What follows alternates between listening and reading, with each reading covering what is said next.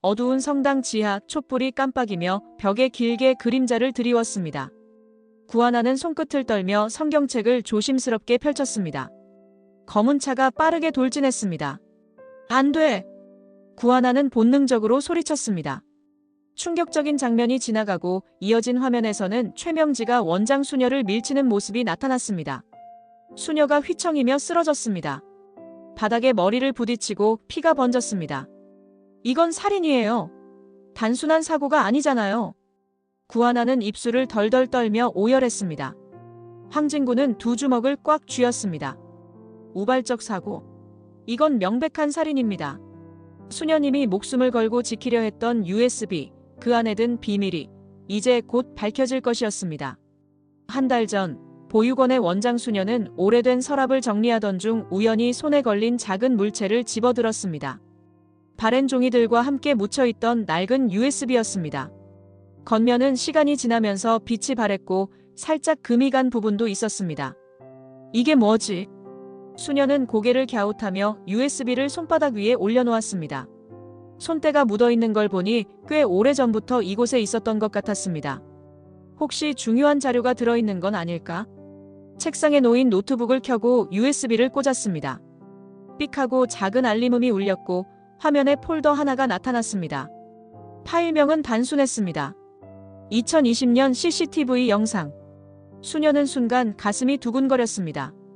2020년이면 유진 아니 두나가 차에 치여 사망했던 해였습니다. 마우스를 움직여 파일을 열었습니다. 낡은 영상 속 흐릿한 화면이 나타났습니다. 보육원 앞 한밤중의 도로였습니다. 가로등 불빛 아래 한 아이가 길 한가운데 서 있었습니다. 유진이? 눈을 가늘게 뜨며 집중했습니다. 화면 속 아이는 다름 아닌 두나였습니다. 하얀 원피스를 입고 맨발로 서 있었습니다. 겁에 질린 얼굴, 그리고 갑자기 화면 한쪽에서 자동차 헤드라이트가 번쩍였습니다. 수녀는 반사적으로 숨을 들이마셨습니다. 아이를 향해 돌진하는 검은 차. 핸들이 급하게 꺾였고 아이는 비명을 지르며 뒷걸음질 쳤습니다. 그리고 쿵! 화면이 순간적으로 흔들렸습니다. 수녀는 입을 틀어막았습니다. 심장이 미친 듯이 뛰었습니다. 그런데 화면이 아직 끝나지 않았습니다. 차에서 한 남자가 내렸습니다. 수녀는 본능적으로 직감했습니다.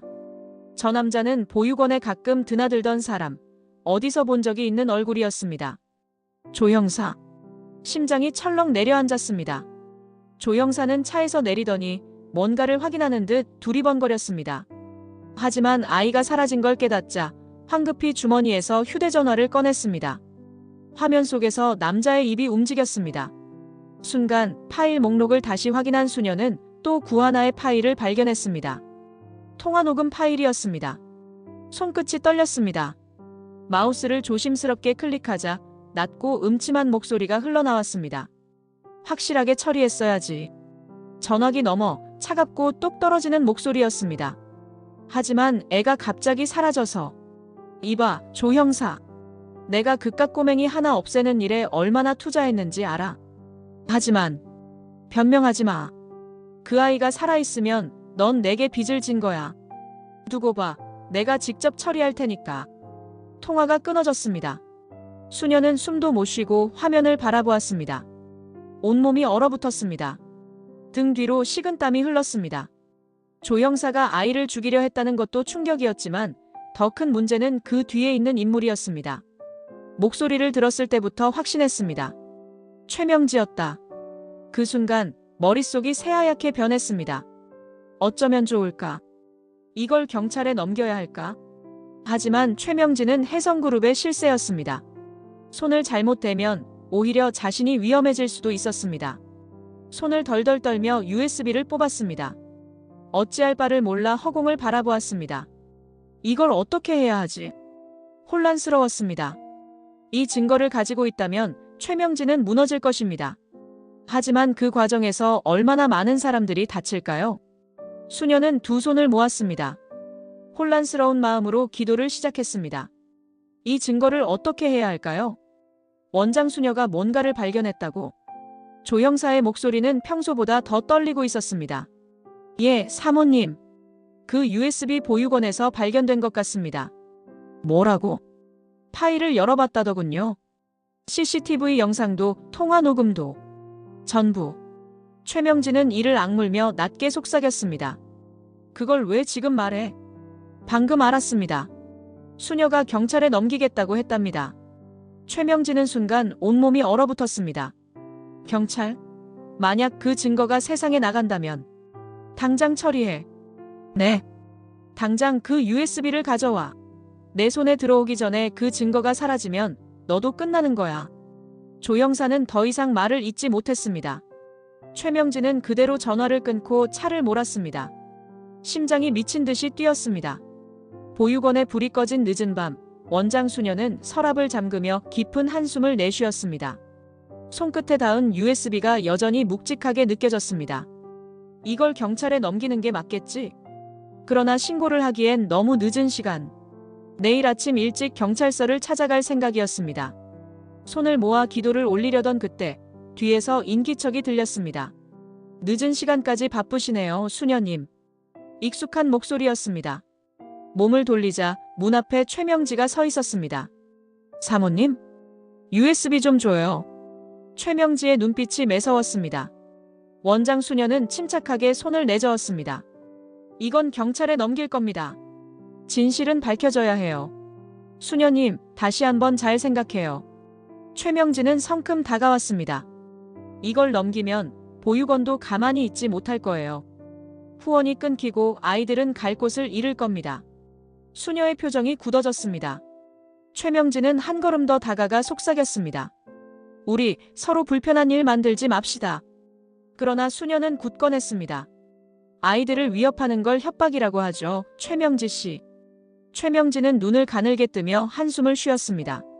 좋아요. 그럼 경찰에 넘기겠다고요? 네. 반드시. 그 순간 최명지의 표정이 싸늘하게 변했습니다. 보육원 뒤편 가로등 불빛도 희미한 곳에서 두 사람의 숨소리가 가쁘게 오갔습니다. 최명진은 USB를 빼앗으려 수녀의 손목을 잡았지만 생각보다 강한 저항에 밀려났습니다. 포기하세요, 사모님. 당신의 죄는 사라지지 않습니다. 닥쳐. 최명진은 거칠게 손을 뻗어 수녀를 밀어붙였습니다. 중심을 잃은 수녀가 넘어질 뻔했지만 끝까지 USB를 놓지 않았습니다. 경찰이 오기 전에 그걸 내놔. 수녀가 필사적으로 몸을 돌려 도망치려 하자 최명진은 바닥에 있던 둔탁한 나무 조각을 들었습니다. 이대로 두면 모든 것이 끝장날 것이었습니다. 숨을 몰아쉬며 손에 힘을 줬습니다. 그리고 퍽! 수녀의 몸이 휘청였습니다. 둔탁한 소리와 함께 수녀가 바닥으로 쓰러졌습니다. 피가 이마에서 번지며 뺨을 타고 흘러내렸습니다. 최명진은 숨을 헐떡이며 그 광경을 바라보았습니다. 손에 힘이 빠진 채 USB가 바닥으로 굴러갔습니다. 젠장. 덜덜 떨리는 손으로 USB를 주워들었습니다. 머릿속이 하얘졌습니다. 이런 일이 벌어질 거라곤 생각하지 못했습니다. 도망쳐야 했습니다. USB를 손에 꼭 쥐고 최명진은 뒤도 돌아보지 않은 채 어둠 속으로 사라졌습니다. 한밤중 보육원 뒤편의 음침한 공터. 희미한 가로등 불빛 아래 최명지가 허겁지겁 USB를 움켜쥐고 사라졌습니다. 피냄새가 싸늘한 공기에 섞였습니다. 멀리서 그 광경을 지켜보던 황진구는 숨을 삼켰습니다. 두 손이 얼어붙은 듯 떨려왔습니다. 방금 본 일이 현실이라는 것이 믿기지 않았습니다. 저게 뭐야? 어둠 속에서 쓰러진 원장 수녀가 미동도 없이 누워 있었습니다. 바닥에 번진 피가 빛을 받아 기괴하게 번뜩였습니다. 황진구는 온몸이 얼어붙었지만 이내 정신을 차리고 주머니에서 휴대전화를 꺼냈습니다. 손가락이 떨려 제대로 번호를 누르지도 못했습니다. 여보세요? 경찰이죠? 지금 보육원 뒤편에서 사람이 쓰러졌어요. 피를 흘리고 있습니다. 어서 와주세요. 떨리는 목소리로 신고를 마치고 황급히 달려갔습니다. 가까이 다가가자 더욱 선명하게 보이는 피의 흔적이 눈을 찔렀습니다. 수녀님의 눈은 감겨 있었습니다. 황진구는 망설이다가 조심스럽게 손을 뻗었습니다. 수녀님, 정신 차리세요. 하지만 아무런 반응이 없었습니다. 숨소리조차 들리지 않았습니다. 그 순간 멀리서 경찰차의 사이렌 소리가 울려 퍼졌습니다. 황진구는 얼굴이 새하얘진 채로 경찰차를 향해 손을 흔들었습니다. 수시간 후 보육원은 경찰들의 발걸음으로 가득 찼습니다. 경찰들은 분주하게 현장을 수색하고 있었습니다.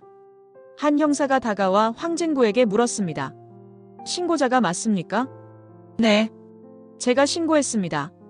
상황을 설명해 주세요. 황진구는 떨리는 목소리로 자신이 본 것을 최대한 정확하게 설명했습니다. 하지만 최명지가 수녀님을 직접 내리치는 장면을 정확히 보지는 못했습니다. 그때 다른 형사가 CCTV 자료를 확보하고 돌아왔습니다. 보육원 CCTV를 확인했습니다. 살펴보시죠. 모두가 숨을 죽인 채 화면을 응시했습니다.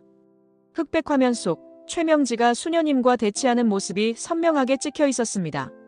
최명지가 거칠게 손을 뻗고 수녀님이 반격하며 몸싸움이 벌어졌습니다. 화면이 다소 흐릿했지만 최명지가 무엇인가를 들어올리는 장면도 포착되었습니다. 형사들은 화면을 분석하며 중얼거렸습니다.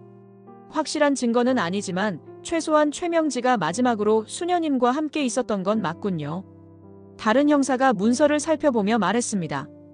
게다가 최명지가 오늘 저녁 보육원에 머물렀던 기록이 있습니다. 방문 목적을 밝히지 않았고 수녀님과 단둘이 있던 시간이 있었습니다. 이 모든 정황이 하나의 결론으로 이어졌습니다. 형사는 단호한 목소리로 선언했습니다. 최명지 씨를 체포해야겠습니다. 황진구는 그 말을 듣고도 멍하니 화면을 바라보았습니다. 아직도 현실감이 없었습니다. 최명지는 이제 끝나는 걸까? 화려한 샹들리에가 빛나는 변호사 사무실. 윤세영은 고급스러운 소파에 앉아 정장을 차려입은 변호사를 노려보았습니다. 손끝을 꼭 붙잡고 있던 최명지는 굳은 얼굴로 앉아 있었습니다. 엄마를 구해야 해요. 윤세영의 목소리는 단호했습니다. 변호사는 서류를 천천히 넘겨보며 한숨을 내쉬었습니다. 영상 속에서 직접적인 폭행 장면이 없다는 게 그나마 다행입니다. 그렇다면 무죄 입증도 가능하겠죠? 변호사는 윤세영을 똑바로 바라보았습니다. 무죄는 어렵습니다. 하지만 우발적 사고로 몰고 가면 감형은 가능합니다. 최명지는 손을 꽉 쥐었습니다. 수녀가 눈앞에서 피를 흘리며 쓰러졌던 장면이 떠올랐습니다. 하지만 지금은 죄책감 따위가 아니라 살아남는 것이 중요했습니다. 좋아요. 어떻게 하면 되죠?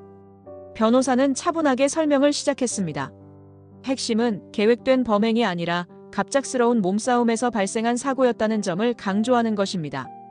윤세영은 즉시 고개를 끄덕였습니다. 사고 그래요. 단순한 사고였어요. 변호사는 서류를 정리하며 덧붙였습니다. 게다가 최명지 씨는 심신이 극도로 불안정한 상태였습니다. 감정이 격해져 우발적으로 밀친 것뿐이라고 주장하면 됩니다. 윤세영은 자신만만한 표정을 지으며 최명지를 바라보았습니다. 엄마, 곧 나올 수 있어요. 걱정 마세요. 며칠 후 법정. 재판부는 변호인의 변론을 차분히 듣고 있었습니다. 윤세영이 고용한 변호사는 법정에서 당당하게 말했습니다. 피고인은 피해자와 언쟁 중 극도로 흥분한 상태였고 우발적으로 밀치는 과정에서 사고가 발생한 것입니다. 고의성이 없는 사건임이 명백합니다. 판사는 깊은 생각에 잠긴 듯한 표정을 지었습니다. 검찰 측에서 반박했지만 결정적인 증거가 부족했습니다. 마침내 판사가 입을 열었습니다. 본 법원은 피고인의 행위를 우발적 실수로 판단합니다. 보석을 허가합니다. 그 순간 최명지는 안도의 한숨을 내쉬었습니다. 윤세영은 기쁨을 숨기지 않으며 최명지의 손을 꼭 잡았습니다. 됐어요, 엄마. 이제 다 괜찮아요. 어두운 밤, 보육원의 불빛이 희미하게 흔들렸습니다.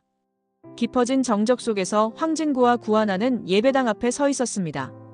두 사람 모두 수녀님의 마지막 순간을 떠올리며 쉽게 발걸음을 떼지 못했습니다. 황진구는 깊은 한숨을 내쉬며 입을 열었습니다. 수녀님이 단순한 위험만으로 목숨을 잃었을 리가 없어요. 구하나는 손끝을 만지작거리며 생각에 잠겼습니다. 맞아요. 수녀님은 뭔가를 지키려 했어요. 그게 바로 USB겠죠. 두 사람은 동시에 같은 결론에 도달했습니다. 그럼 USB가 사라진 건 확실하네요. 하지만 황진구는 날카로운 눈빛을 번뜩이며 말을 이었습니다. 최명지가 가져간 USB가 진짜일까요? 구하나는 순간적으로 멈칫했습니다. 그게 무슨 뜻이에요? 황진구는 유품이 놓인 상자를 가리키며 설명했습니다. 수녀님이 그렇게 쉽게 빼앗길 분이었을까요? 경찰에 넘기겠다고 선언한 분이 구하나는 숨을 삼켰습니다. 설마 가짜 USB? 황진구는 무언가 떠오른 듯 자리에서 벌떡 일어났습니다. 만약 그렇다면 진짜 USB는 어딘가에 아직 남아있을 겁니다. 구하나는 곧장 유품을 정리하던 손길을 멈추고 수녀님이 가장 중요하게 여겼던 공간을 떠올렸습니다. 예배당이에요. 황진구도 같은 생각이었는지 고개를 끄덕였습니다. 예배당에 가봅시다. 수녀님이 기도하시던 자리라면 혹시 단서가 남아있을지도 몰라요. 예배당 내부는 깊은 침묵에 잠겨 있었습니다. 촛불이 흔들리며 은은한 빛을 흩뿌렸고 벤치들이 길게 늘어선 채로 고요를 머금고 있었습니다. 구하나는 천천히 걸어갔습니다. 수녀님이 평소에 앉던 자리로 향했습니다. 여기였어요. 수녀님이 늘 앉아서 기도하시던 곳. 황진구는 예배당을 둘러보며 낮게 중얼거렸습니다. 이곳에 뭔가를 남기셨다면 흔적이 있어야 하는데. 구하나는 망설임 없이 무릎을 꿇고 의자 밑을 살폈습니다. 먼지가 쌓여 있었지만 어딘가 낯선 이물감이 느껴졌습니다. 그리고 작고 바랜 종이 한 장이 조심스럽게 끼워져 있었습니다. 구하나는 떨리는 손으로 종이를 꺼내 펼쳤습니다. 거기에는 단 한 줄이 적혀 있었습니다. 성당 지하 보관함. 구하나는 숨을 삼키며 종이를 꼭 쥐었습니다. 황진구 씨 찾았어요. 황진구가 다가와 종이를 확인했습니다. 눈빛이 날카롭게 변했습니다. 성당 지하? 그럼 수녀님은 USB를 거기에 숨겼다는 뜻이네요. 구하나는 종이를 바라보며 단호하게 말했습니다. 더 늦기 전에 찾아야 해요. 황진구는 고개를 끄덕였습니다. 지금 당장 갑시다. 두 사람은 단서를 손에 쥔 채 결연한 얼굴로 성당 지하를 향해 발걸음을 옮겼습니다. 수녀님이 목숨을 걸고 지키려 했던 진실. 이제 그 비밀이 곧 밝혀질 것이었습니다. 혜성호텔 스위트룸, 윤세영은 불안한 눈빛으로 창밖을 내다보았습니다. 밤하늘이 짙게 깔려 있었지만 머릿속은 더 어두운 혼란 속에 빠져 있었습니다. 손에 쥔 와인잔이 가볍게 흔들렸습니다. 황진구가 뭔가를 찾고 있어. 작은 한숨과 함께 중얼거렸습니다. 수녀가 죽고 최명지가 풀려난 지 얼마 되지 않았는데도 황진구는 멈추지 않았습니다. 젠장, 대체 뭘 알고 있는 거야? 불길한 예감이 가슴을 쳤습니다. 혼자서는 감당할 수 없을 것 같았습니다. 윤세영은 주저없이 휴대전화를 꺼내 특정한 번호를 눌렀습니다. 신호음이 길게 이어지다 마침내 연결되었습니다. 나야. 전화기 너머로 나른한 목소리가 들려왔습니다. 이 시간에 웬일이야? 나 좀 도와줘. 또 무슨 문제인데? 윤세영은 입술을 깨물며 조용히 속삭였습니다. 황진구가 뭔가를 쫓고 있어. 수녀가 남긴 증거 같은데 만약 그게 밝혀지면 엄마도 나도 위험해질 거야. 전화기 너머로 잠시 침묵이 흘렀습니다. 그래서 네가 막아줘야 해. 하지만 구지석은 아무런 반응을 보이지 않았습니다. 예전 같았으면 당장 움직였을 텐데 이번에는 이상할 정도로 조용했습니다. 나는 더 이상 네 뒤처리를 할 생각이 없어. 스스로 해결해. 전화가 끊겼습니다. 윤세영은 얼어붙은 채 휴대전화를 내려다보았습니다. 손끝이 차갑게 식어갔습니다. 성당의 거대한 문이 삐걱이며 열렸습니다. 어둠이 짙게 깔린 지하 통로는 싸늘한 기운을 품고 있었습니다. 촛불이 간신히 깜빡이며 빛을 내뿜고 있었고 벽돌 바닥은 눅눅하게 젖어 있었습니다. 황진구와 구하나는 조심스럽게 계단을 내려갔습니다. 습기 어린 공기가 폐 속으로 스며들었습니다. 여기에 USB가 있을까요? 구하나는 떨리는 목소리로 속삭였습니다. 수녀님이 일부러 단서를 남기셨다면 반드시 찾을 수 있을 거예요. 황진구는 결연한 표정으로 앞을 비추며 걸어갔습니다. 두 사람이 마침내 도착한 곳은 성당 지하의 보관함이었습니다. 여러 개의 낡은 상자들이 쌓여 있었고 오래된 성경책들이 가득 꽂혀 있었습니다. 구하나는 두 손을 가슴 앞에 모으고 간절한 눈빛으로 바라보았습니다. 제발. 황진구는 조심스럽게 성경책들을 한 권씩 꺼내 살폈습니다. 그리고 마침내 두꺼운 성경책 한 권 사이에 끼워진 작은 물체를 발견했습니다. 찾았어요. 구하나는 급히 다가가 황진구의 손끝을 바라보았습니다. 작은 USB가 성경책의 낡은 종이 사이에 꽁꽁 숨겨져 있었습니다. 수녀님이 이걸 복사해 두셨던 거예요. 손끝이 떨렸습니다. 황진구는 재빨리 노트북을 꺼내 USB를 연결했습니다. 화면이 켜지고 파일 목록이 떴습니다. 파일을 클릭하는 순간 화면 속에서 흐릿한 영상이 재생되었습니다. 흑백의 거친 화면 속 보육원 앞도로. 한밤중 유진이 길 한가운데 서 있었습니다. 자동차 헤드라이트가 켜지며 빠르게 다가왔습니다. 차가 핸들을 급하게 틀었고 그대로 유진을 향해 돌진했습니다. 안 돼! 구하나는 본능적으로 소리쳤습니다. 영상 속에서 조형사가 차에서 내리는 모습이 보였습니다. 주위를 살피며 다급하게 휴대전화를 꺼내는 모습까지. 황진구는 이를 악물었습니다. 조형사 이 자식이. 하지만 영상은 아직 끝나지 않았습니다. 다음 장면이 이어졌습니다. 이번엔 보육원 뒤편. 흐릿한 조명이 비추는 가운데 원장 수녀와 조형사가 대치하고 있었습니다. 격렬한 몸싸움이 벌어졌습니다. 수녀님이 필사적으로 저항했지만 조형사는 거칠게 팔을 휘둘렀습니다. 그리고 퍽! 조형사의 손에 떠밀린 수녀님이 뒤로 휘청이며 쓰러졌습니다. 바닥에 머리를 부딪히며 피가 번졌습니다. 구하나는 두 손으로 입을 틀어막았습니다. 영상 속 수녀님은 미동도 하지 않았습니다. 조형사는 당황한 듯 주위를 두리번거리다 허겁지겁 도망쳤습니다. 구하나는 떨리는 손으로 화면을 가리키며 오열했습니다. 이건 살인이에요. 단순한 사고가 아니잖아요. 황진구는 두 주먹을 꽉 쥔 채 이를 갈았습니다. 우발적 사고. 변호사가 뭐라고 둘러댔든 간에 이건 명백한 살인입니다. 구하나는 무너진 듯 바닥에 주저앉아 울었습니다. 이게 바로 수녀님이 지키려던 증거였어요. 황진구는 USB를 손에 꼭 쥐었습니다. 이제 이 진실을 세상에 밝혀야 했습니다. 경찰서의 어두운 조사실. 황진구는 단단한 표정으로 USB를 책상 위에 올려놓았습니다. 형사는 파일을 열어 분석하며 심각한 표정을 지었습니다. 이 영상이 최명지가 유진양 뺑소니 사건의 진짜 범인이라는 증거입니까? 황진구는 단호하게 고개를 끄덕였습니다. 네. 조형사가 직접 차를 몰았지만 그 배후에서 최명지가 모든 걸 지시했습니다. 그리고 수녀님을 살해한 것도 결국 이 증거를 없애려던 최명지 때문입니다. 형사는 입술을 굳게 다물었습니다. 화면 속에서 유진이가 차에 치이는 장면이 반복 재생되고 있었습니다. 그리고 보육원 뒤편에서 조형사가 수녀님과 몸싸움을 벌이다 쓰러뜨리는 장면도 그대로 담겨 있었습니다. 우발적 사고라고 주장했던 그들의 변론이 이제 다 무너졌군요.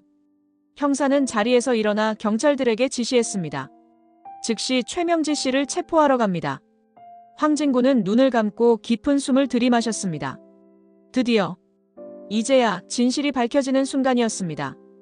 법정 안 무거운 공기가 흐르고 있었습니다. 피고석에 앉은 최명지는 무표정한 얼굴로 앞을 응시하고 있었습니다. 하지만 손끝은 떨리고 있었습니다. 검찰 측에서 증거 자료를 법정 스크린에 띄우는 순간 최명지의 얼굴이 하얗게 질렸습니다. 화면에는 유진이가 차에 치이는 장면과 최명지가 조형사에게 전화를 걸어 지시하는 통화 녹음이 함께 재생되고 있었습니다. 확실하게 처리했어야지. 하지만 애가 갑자기 사라져서. 이봐, 조형사. 내가 그깟 꼬맹이 하나 없애는 일에 얼마나 투자했는지 알아? 최명지는 서둘러 자리에서 일어나 소리쳤습니다. 이건 조작이야. 거짓말이라고. 판사는 냉정하게 최명지를 내려다보았습니다. 피고인은 조용히 하십시오.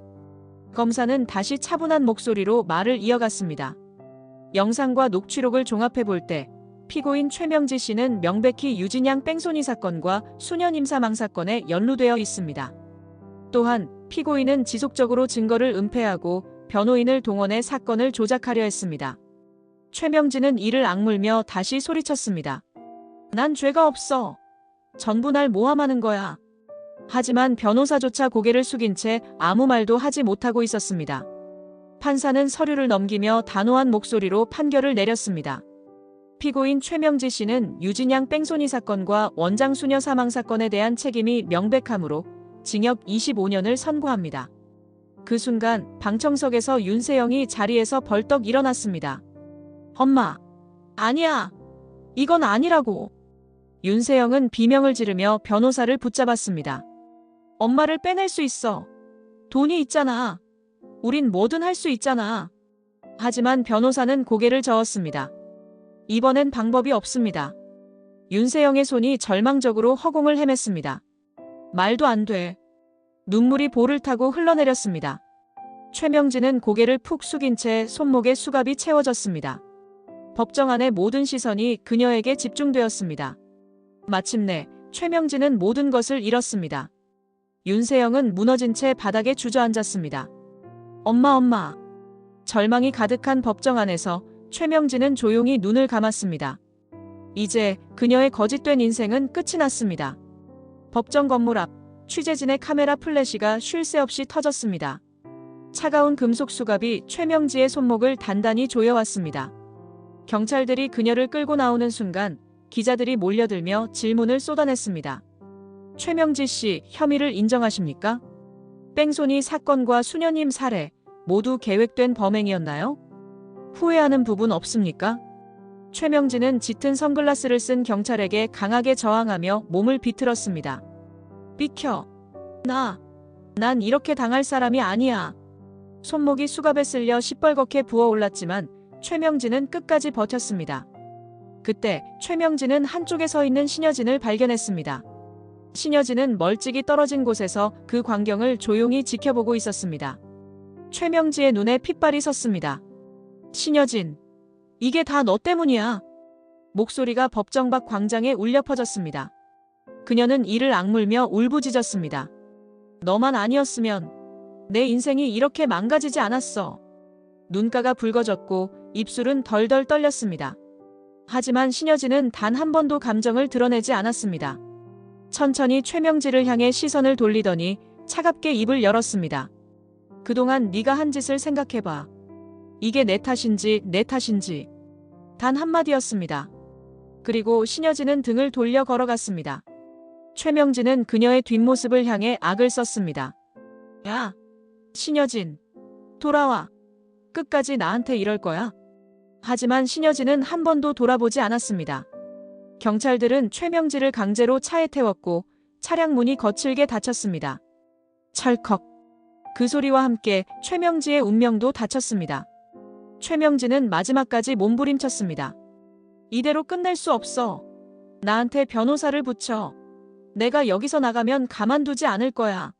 신여진, 네가 어떤 짓을 했는지 나도 다 알고 있다고. 하지만 경찰들은 무표정하게 그녀를 눌러 앉혔습니다. 조용히 하시죠, 최명지 씨. 이대로 가만 안 있어. 내 딸이 널 가만두지 않을 거야. 최명지가 마지막까지 소리쳤습니다. 그러나 경찰차가 움직이기 시작하면서 그녀의 목소리는 점점 희미해졌습니다. 멀리서 그 모습을 지켜보던 황진구와 구하나는 무거운 표정을 지었습니다. 구하나는 깊은 한숨을 내쉬며 조용히 말했습니다.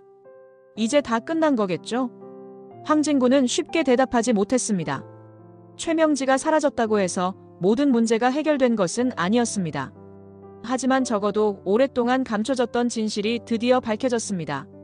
황진구는 묵묵히 구하나를 바라보며 대답했습니다. 네, 이제 끝인 것 같네요.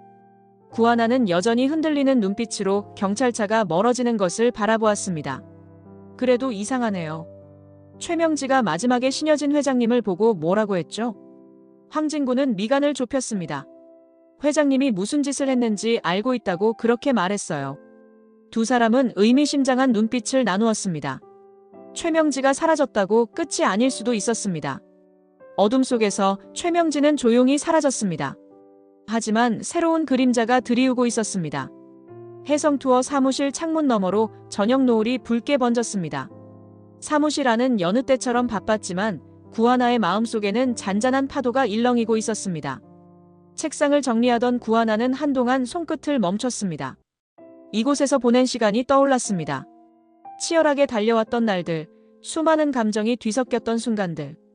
이제는 내려놓아야 할 때였습니다. 그때 익숙한 목소리가 들려왔습니다. 이제 당신이 원하는 삶을 살아야죠. 구하나는 고개를 들었습니다. 황진구가 문에 기대어 서 있었습니다. 따뜻한 미소를 짓고 있었습니다.